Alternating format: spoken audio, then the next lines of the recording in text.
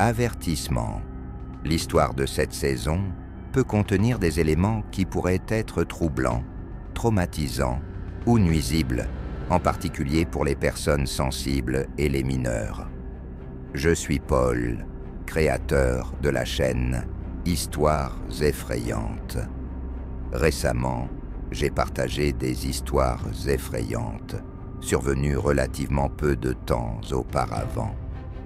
Bien que ma chaîne n'attire pas encore un large public, il est très important pour moi de partager ces récits avec ceux qui aiment plonger dans le monde de la peur et écouter des cauchemars pour se confronter à la réalité qui se cache derrière. Le métro parisien peut parfois être un endroit effrayant. Je travaille pour la RATP depuis 7 ans et plus rien ne me surprend.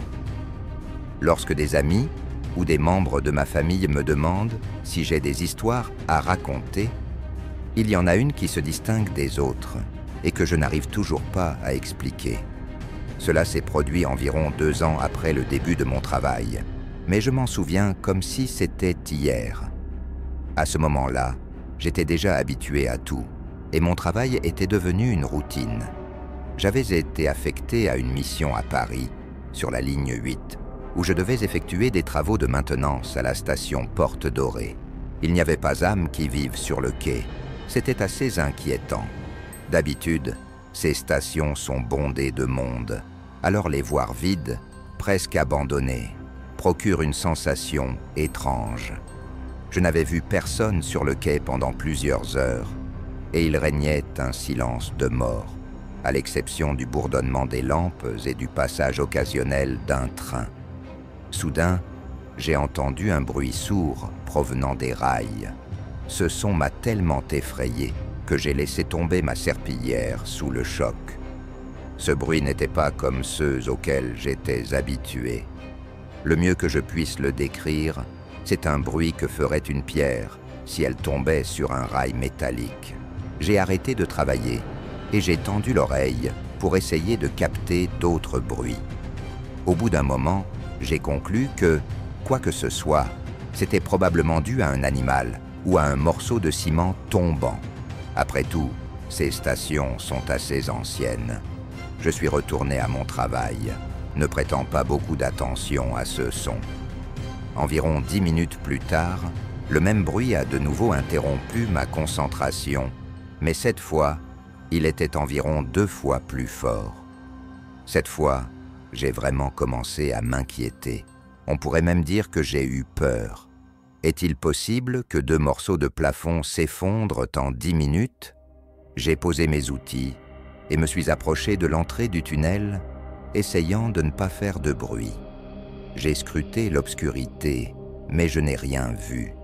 J'ai hésité à crier dans le tunnel, mais j'ai finalement décidé de ne pas le faire. Je pensais encore que ce n'était rien de sérieux, mais après que la peur initiale soit passée, j'étais plus perplexe qu'effrayé.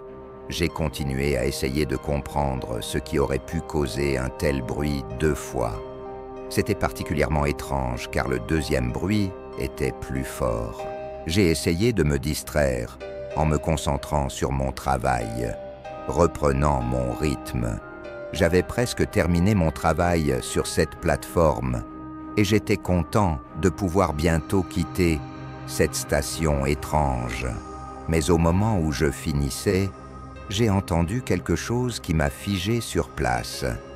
Une voix d'enfant appelait à l'aide depuis le tunnel, et elle sonnait comme si l'enfant était en détresse. J'ai immédiatement arrêté de travailler et me suis dirigé vers le bord de la plateforme. J'ai hésité quelques secondes avant de décider que ma conscience ne me permettrait pas d'ignorer le cri d'un enfant en danger. Je suis descendu sur les rails et ai attendu que mes yeux s'habituent à l'obscurité. J'ai crié dans le tunnel, demandant si l'enfant allait bien. Il n'y a pas eu de réponse. C'était étrange, et j'ai commencé à me sentir nerveux à propos de cet incident. Puis la voix de l'enfant a retenti de nouveau, répétant son appel à l'aide. J'ai crié en retour, demandant s'il m'entendait. L'enfant a répondu « oui » et j'ai demandé où il se trouvait. Il y a eu une courte pause avant qu'il ne dise simplement « juste devant toi, continue d'avancer ».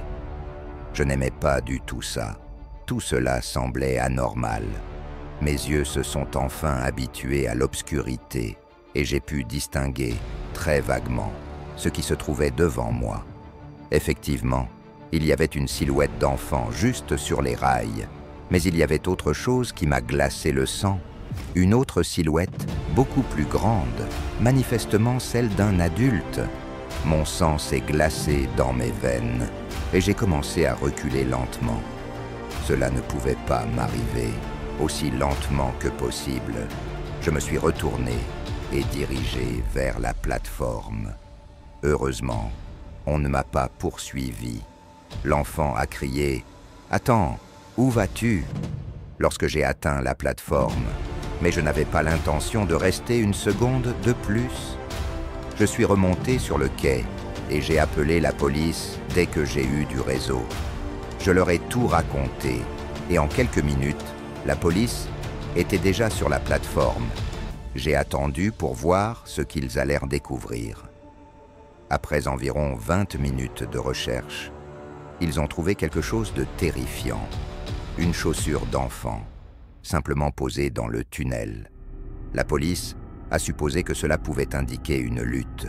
Après encore plusieurs heures de recherche et une vérification minutieuse de toutes les bases de données disponibles sur les enfants disparus, on nous a dit qu'ils nous contacteraient si quelque chose se révélait. Il a été conclu que, qui que ce soit, il s'était caché quelque part dans les tunnels. Je n'ai aucune idée de ce qu'il faut penser de cette expérience. Voici ma meilleure théorie. Un psychopathe a enlevé un enfant et l'a forcé à appeler à l'aide pour attirer un bon samaritain, sans méfiance dans un piège. Ou, peut-être, c'était son propre enfant, qu'il élevait pour devenir un psychopathe, lui aussi. Je ne peux imaginer aucune autre explication raisonnable. Si j'ai raison, je ne peux qu'imaginer ce que cet enfant a dû endurer